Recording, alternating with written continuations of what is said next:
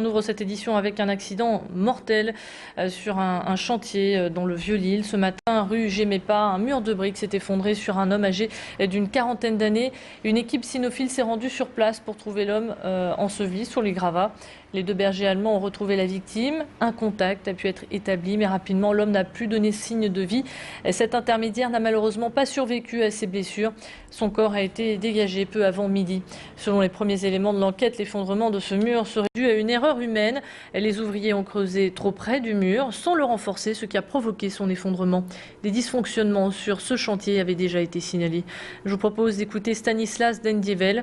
L'élu à l'urbanisme de Lille est toujours sous le choc. Je ne vous cache pas que je suis encore sous le choc et sous la tension de ce que j'ai vu ce matin. Ce chantier, effectivement, faisait l'objet d'une vigilance particulière de la ville, puisqu'on avait été saisi sur une autre partie du chantier par des fissures qui se situaient à côté du mur des riverains. Et donc là, on avait pris immédiatement toutes les mesures. On avait fait passer des équipes sur place.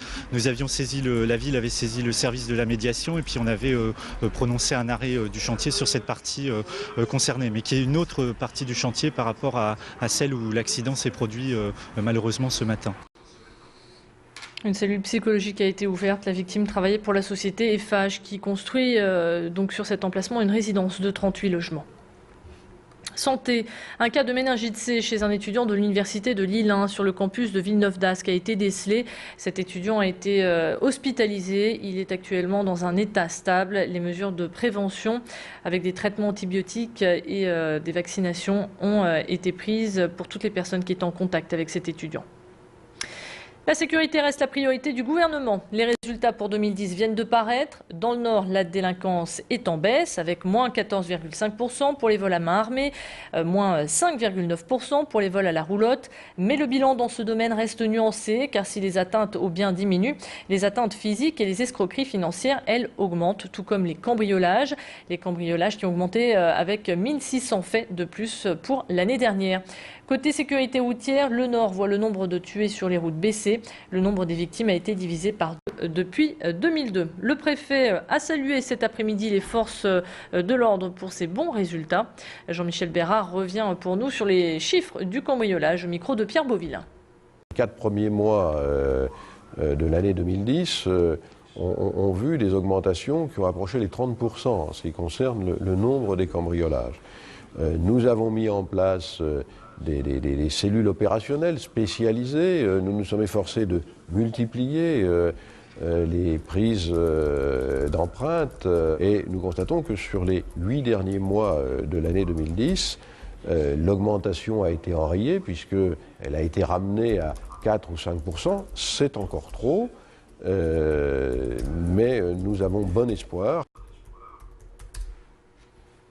On poursuit avec la justice. Une vingtaine d'avocats s'est réunie devant le palais de justice de Lille cet après-midi. Ils ont rendu hommage aux magistrats tombés pour la France. Ils ont déposé une gerbe de fleurs au pied d'une liste de noms d'avocats disparus pendant la Seconde Guerre mondiale. Frédéric Regnault a été sur place. Il a rencontré le nouveau bâtonnier Emmanuel Masson. Chacun des noms qui sont inscrits sur ce mur ont une histoire particulière et on a réussi à retrouver quels avaient été leurs faits d'armes pendant les 2 guerres mondiales. J'ai pas de nom particulier ou de détails particuliers à vous donner sur l'un ou sur l'autre, mais je puis vous indiquer par exemple que Jean Lavaux a fait preuve d'un particulier courage lors de la Seconde Guerre mondiale, à tel point que la bibliothèque que nous utilisons tous les jours et qui se trouve à quelques pas d'ici porte maintenant son nom. Les femmes du 6e étage, le dernier film de Philippe Leguet sortira le 16 février. D'ici là, nous vous présentons ce long métrage avec Fabrice Lucchini et Sandrine Kiberlin. Le film raconte l'histoire de Jean-Louis Joubert, un père de famille un peu coincé qui va faire la connaissance de femmes espagnoles au 6e étage de son immeuble. Il va notamment rencontrer Maria qui va transformer sa vie en lui faisant découvrir son milieu social mais aussi sa culture. L'équipe du film était de passage sur la métropole lilloise cet après-midi, l'occasion pour nous de les rencontrer. Je vous propose d'écouter Sandrine Kiberlin au micro d'Idil Gunaï. C'est la 3e fois que je le retrouvais aussi, moi, Fabrice. Donc je le connais bien maintenant, on se connaît bien. C'est délirant, mais délirant dans le bon sens. C'est-à-dire on est sérieux dans le travail, on travaille, mais on s'amuse, quoi. Fabrice, c'est une joie de travailler avec lui parce que c'est C'est spontané, c'est concentré et en même temps on s'ennuie jamais.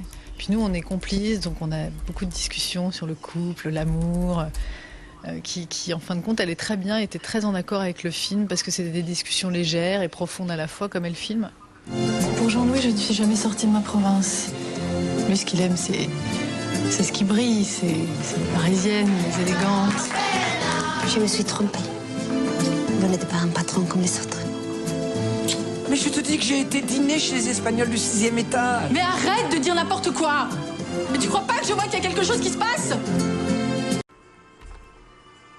Voilà, puis on termine cette édition avec une information sportive, alors que dimanche, Wascal doit affronter le LOSC pour les 16e de finale de la Coupe de France. Une polémique souffle au-dessus du stadium Lille Métropole. Le président du club de Wascal et le maire de la ville n'ont obtenu que 1051 places au lieu des 3200 négociés avec la direction lilloise. Le président du club a annoncé vouloir occuper la pelouse s'il n'obtenait pas le nombre de places promises. On l'écoute au micro d'Hélène Chaplet. J'avais demandé au LOSC 3200 places pour les supporters de Wascal.